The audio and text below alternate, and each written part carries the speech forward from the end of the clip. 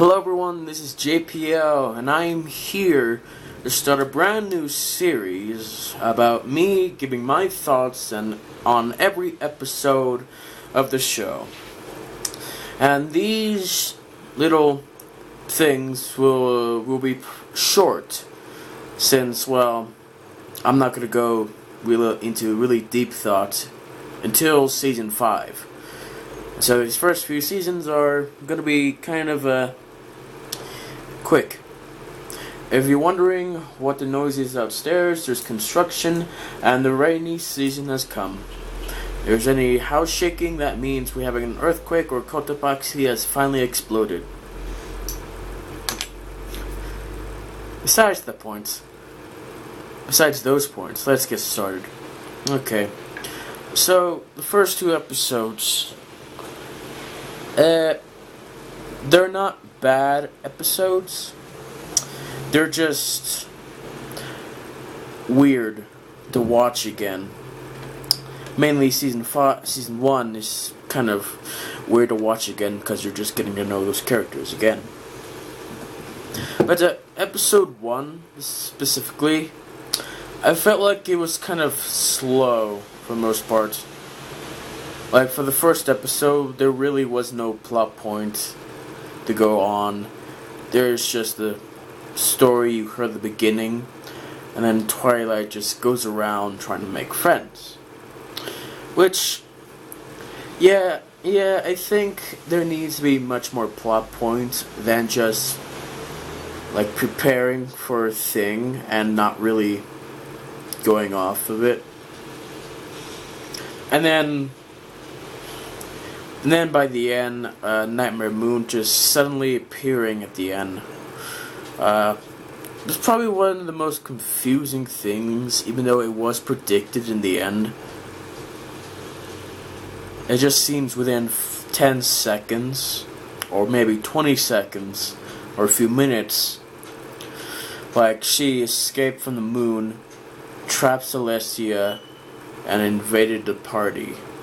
Which, it seems like kind of quick because they showed that off in a few seconds, and they should work on that.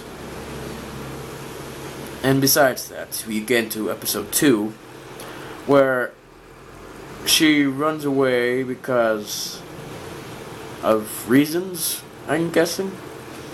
Twilight talks about the element of harmony. No, wait, she says, like, that's Nightmare Moon, and says, Nightmare Moon says, like, she's gonna bring in Eternal Night, and runs away.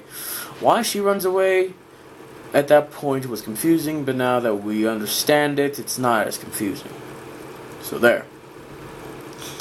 And now, the whole showing off the elements of each character, it just seems kind of forced to me because of how quickly they went through them. And it's kind of obvious and cheesy when you see how quickly they went through it. And the character of Stephen Magnet, he's my least favorite character of the entire show because he's the most cliche character of it all. Like, there's always a character in TV shows that's always about fashion, like rarity, and if you ruin a single speck of their mustache or hair, and they cry like a whiny baby, which really annoyed me. And he's the only reason why I considered not continuing to watch the show, because I would suspect him to return, or characters like him to come in, and that would just be really lame to watch. But I'm glad I didn't decide that. And after that, the whole finding of the elements, like the visual of it was really cool, but it just seems kind of like Ex Machina type deal. Elements right there, Ex Machina. And Celestia shows up does not look like she's been defeated, and not sure where she was. Yeah. And then Luna becoming little girl, which they never kept that design again. They just switched Luna into a much more better design. But I always wondered, like, why did her design get older? Maybe the Tantipus changed her design. Just a theory. Just never went into deep thought about it. But now I will. After this.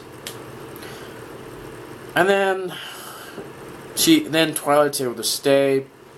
Cool. And that's basically my thoughts.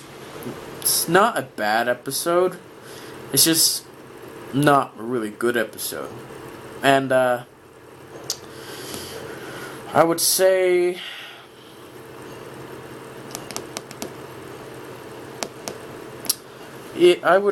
to rate this episode, I would give it a 7 out of 10. 7 is because it's a pilot episode, and